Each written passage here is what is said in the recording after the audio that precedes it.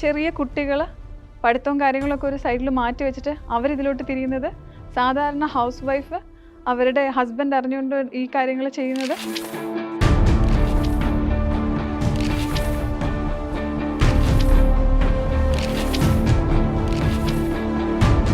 വീട്ടിൽ സ്വന്തം ഭർത്താവ് അറിയാതെ അല്ലെങ്കിൽ അച്ഛനും അമ്മയും അറിയാതെ ജസ്റ്റ് കോളേജിൽ പഠിക്കുന്ന കുട്ടികൾ ഇത് പണത്തിന് വേണ്ടി ചെയ്യുന്നു. ഇഷ്ടംപോലെ ആൾക്കാർ ചെയ്യുന്നു, ഒത്തിരി പേര് അത് ചെയ്യുന്നു. നേരിട്ട് കണ്ട് മനസ്സിലാക്കുകയും ചെയ്യും. സ്കൂൾ കുട്ടികൾ ഉൾപ്പെടെ ചെയ്യുന്നുണ്ട്. ഞാൻ കോളേജിലോട്ട് എത്തണ്ട, സ്കൂളുകളിൽ ടീനേജേഴ്സ് ഉൾപ്പെടെ ഉണ്ട്. ഡിജിറ്റലി ബേസ്ഡ് ആയിട്ടുള്ള പ്രോസ്റ്റിറ്റ്യൂഷൻ എന്നുള്ള രീതിയിലോട്ട് തന്നെയാണ് കൊണ്ടെത്തിക്കുന്നത്. ഈ ഏജ് കാറ്റഗറിയിലുള്ള കണ്ടിരിക്കുന്ന ഒരു ചാനലിൽ തന്നെ ഒരു 12,000-ന് മേലെ വീഡിയോസ് ഉണ്ട് ഈ പറഞ്ഞ ടീനേജേഴ്സിൻ്റെ തന്നെ ഉള്ളത്.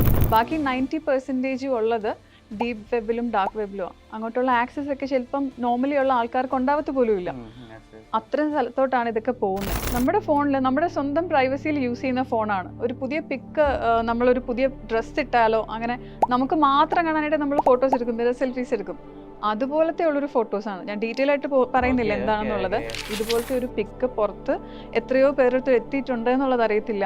അത് അറിഞ്ഞിട്ടത് വീട്ടിലൊക്കെ എത്തി. ആ കുട്ടിക്ക് ആദ്യം ഇപ്പം ഈ ചോദിച്ച ചോദ്യം ആദ്യം ആ കുട്ടിക്ക് വീട്ടുകാരെ കൺവിൻസ് ചെയ്തിട്ടാണ് അവരും കൂടെ നിന്ന് ഇത് സൈബർ സെൽ ഒരു കംപ്ലൈൻ്റ് ആയിട്ട് പോകുന്നത്. അത് തുറന്നു കഴിഞ്ഞാൽ ഫസ്റ്റ് കാണുന്നത് ഈ ഒരു പിക്ചർ ഓപ്പൺ ചെയ്യാൻ 6,000-7,000 രൂപ ഒറ്റ പിക്ചറിന് ശേഷം വരുന്നത് പേഴ്സണലൈസ്ഡ് ആയിട്ടുള്ള വീഡിയോ കോൾ, 1-to-1 കോൾ. അതിന് ലാക്സ് ആണ് ചാർജ് ചെയ്യുന്നത്. വന്നേക്കാം എന്നുള്ളതല്ല, ഫോൺ ഒരിക്കലും സേഫ് അല്ല.